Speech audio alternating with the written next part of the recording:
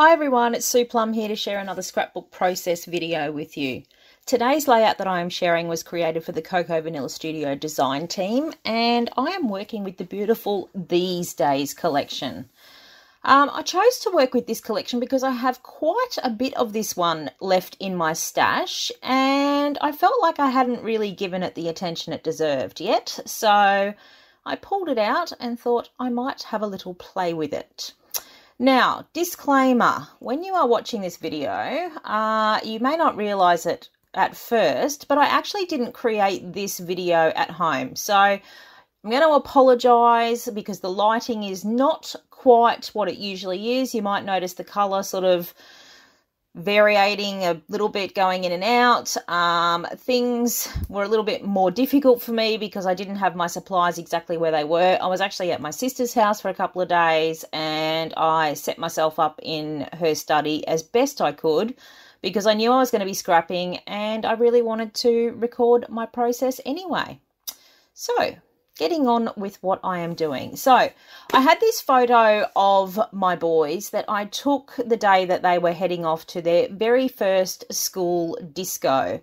Now, other than that, there's no fantastic story behind it. I just really love this photo of the two of them because it shows, you know, even though despite the fact that they're twins, you know, how different they both look. They both have their own individual sense of style. As you can see, one likes to be a little bit more dressed up than the other one's a little bit more casual.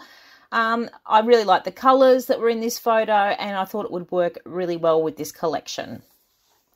So I chose, because obviously it was a photo of my boys and the colors in the photos, I really wanted to work with like the blues and greens that are present in this collection.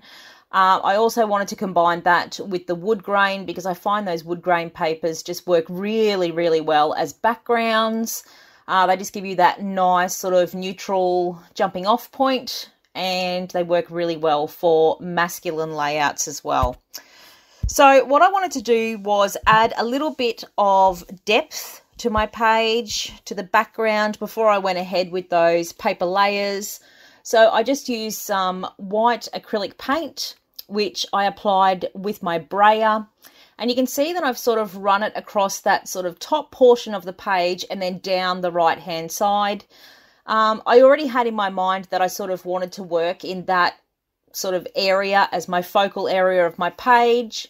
It gave me a good anchor on my page, you know, it gave me a guide as to where I was going to place my photo and how I could place my embellishments. So that's why I chose to set the paint out like that.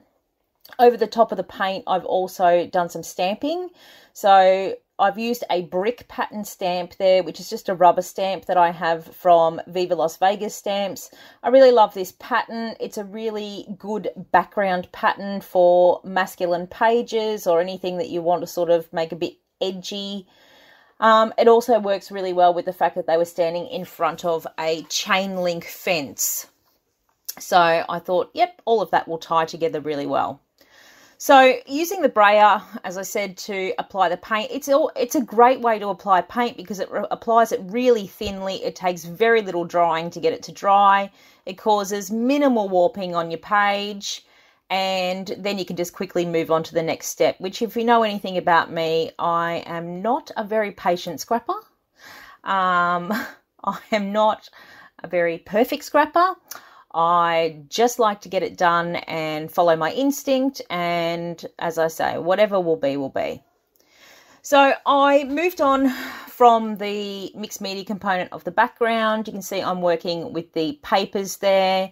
I was actually using some of the papers from the A4 paper stack. So I had that sort of black and white spot. I've got that greenish coloured one that had the little leafy print on it. And then I've got that blue one there that I've used as a matte for the photo that's got some tiny hearts printed all over it. It's really super sweet. I really loved this blue paper with the little hearts on it, and I do believe that this colorway was only available in the A5 paper stack in this collection, that the larger version of it is actually sort of a pinky peachy color that's in the 12 by 12s. So as always, I have added some scrap cardboard to the back of my photo, which just helps to pop it up a bit from the background, gives a bit of separation to those layers, and always helps your photo come to the forefront of your page. I have also added some frayed gauze for soft texture, which is another of my signature things that I like to do. I just love the little bits of threads poking out from behind the photo. And now I'm going in with, this is actually like a border strip that comes from the cut apart paper, which is just like that chalkboard print, and it's got the hearts on it. And I just chopped it into multiple pieces. And you can see that last little piece I was going, initially my instinct was to carry that line of the hearts through behind their eye line. And I thought, no, I always do that. I'll put it somewhere else. But you would have watched from that painful process then that I tried multiple places to put that third piece, and ended up right back where my instinct told me to put it in the first place. Which just goes to show you, if you have an instinct, if you have a particular thing that you usually do and it works for you, don't try and change it. There's a reason it works. Just leave it alone.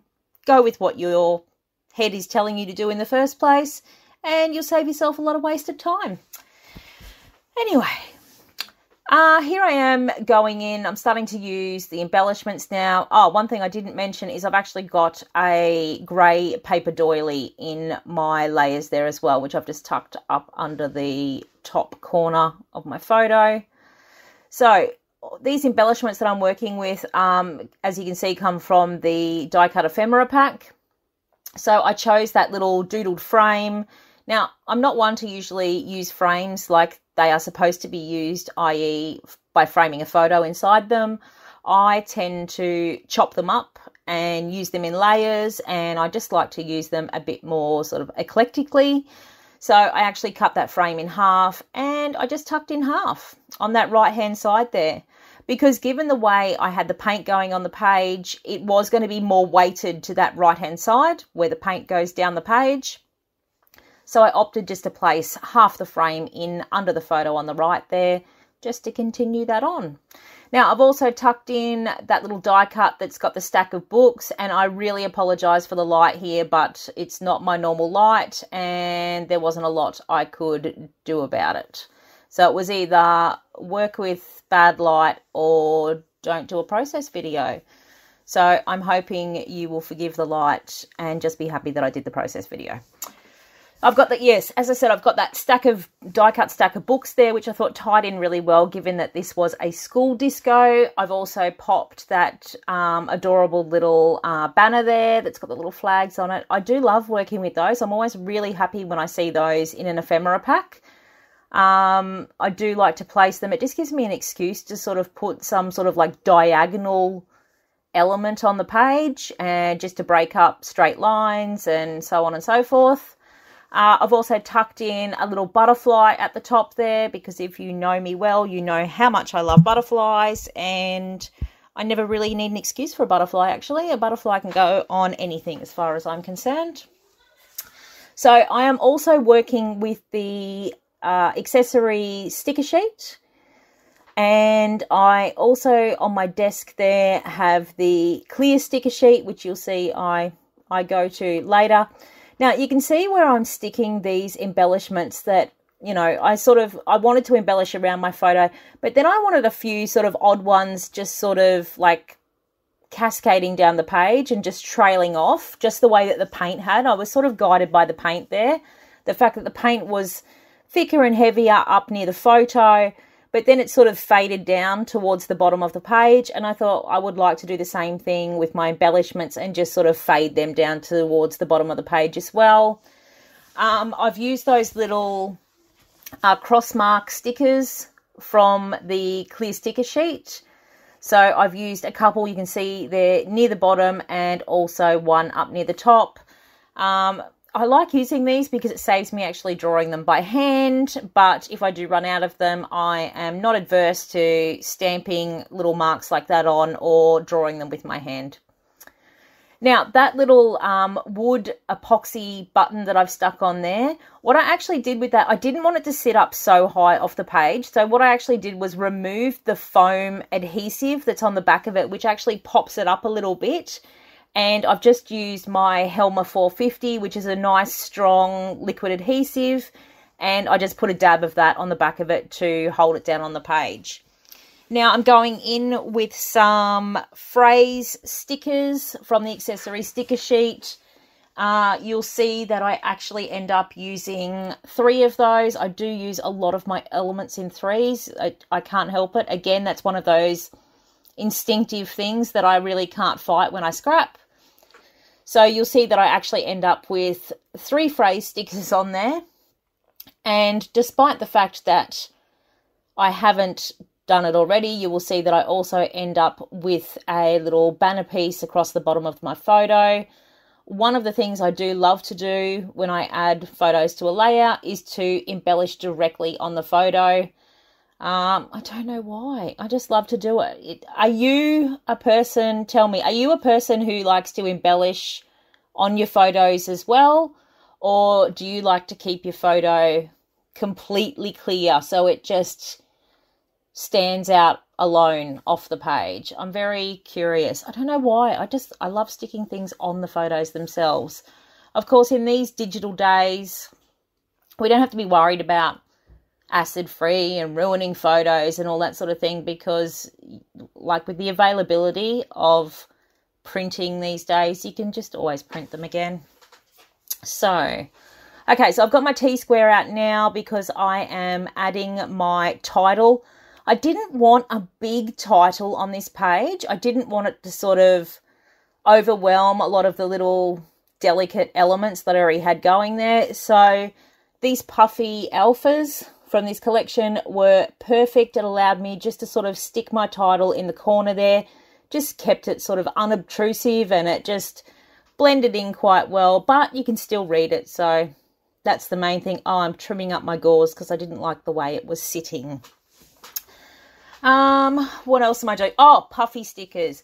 I tell you, this collection has the most adorable set of puffy stickers.